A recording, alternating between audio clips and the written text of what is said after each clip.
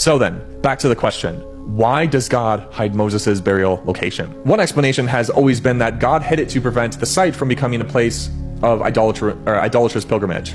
Israel had a long track record of venerating things that they shouldn't, and a tomb of Moses in an accessible location would have probably been a significant temptation. But then you read Deuteronomy 34:6 alongside Jude 9, and then, maybe you start to consider something else. Maybe the body being unfindable is itself protective. If Satan's claim depends on Moses' being in his territory physically, at the gateway to his domain, then a body that nobody can locate is a body that's harder to steal.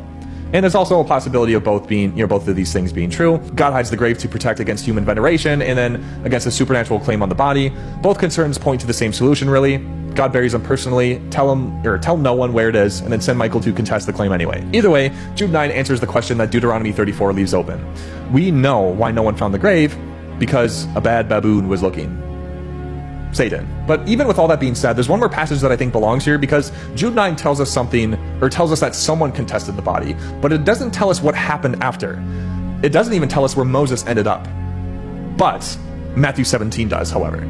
6 days after Peter confesses that Jesus is the Messiah, Jesus takes Peter, James, and John up a very high mountain, and there Jesus is transfigured.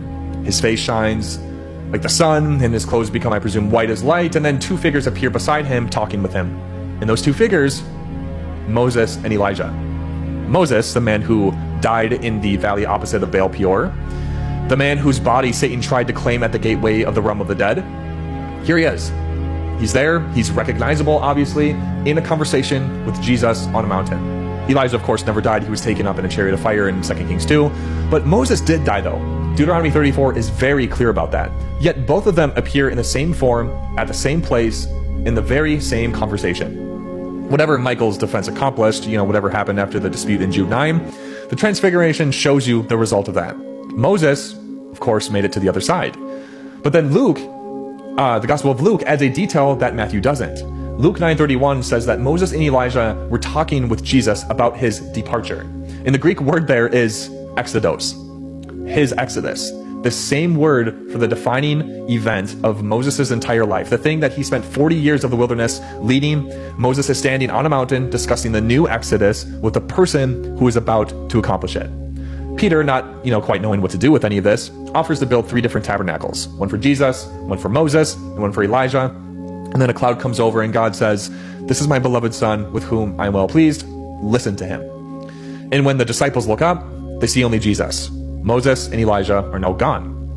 2 pillars of the entire Old Testament, the law and the prophets, showing up on a mountain, passing the baton, and then just disappear.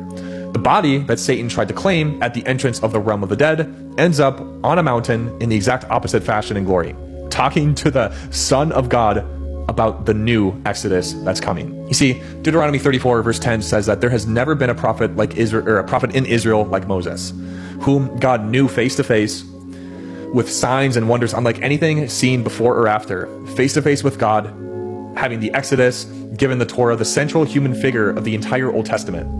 And he was saved twice, once by his wife at the beginning of his mission, and once by his guardian angel after death. At the start, Zipporah saves his life because Moses didn't bear the covenant sign and apparently didn't even notice. She grabs the flint knife, performs the loving action, and then saves his life. At the end, Michael acts because Satan makes a claim on Moses' body at the gateway to the realm of the dead. In both cases, someone else acts on Moses' behalf when Moses can't act for himself. In both cases, a covenant claim is at the center of it. At the start, the question is whether Moses has the covenant sign of circumcision, and at the end, the question is whether Moses belongs to the covenant of God or the Lord of the dead. Moses is not a perfect figure throughout all of this. He argues, he delays, he misses the obvious things that I feel like God is telling him. He strikes a rock and gets angry when he was told to speak to it, and he never enters the promised land. He dies looking at it from a mountain, and the very first thing that happens after he dies is that the Lord of the dead tries to claim him. And God buries him personally, hides his grave, sends Michael to fight for him, and then centuries later brings him up to a mountain to meet Jesus and to talk about the new Exodus. Whatever Moses thought about whether he was the right person for this job, and we have the full transcripts of every single one of his objections, God clearly had a different read on this whole thing. So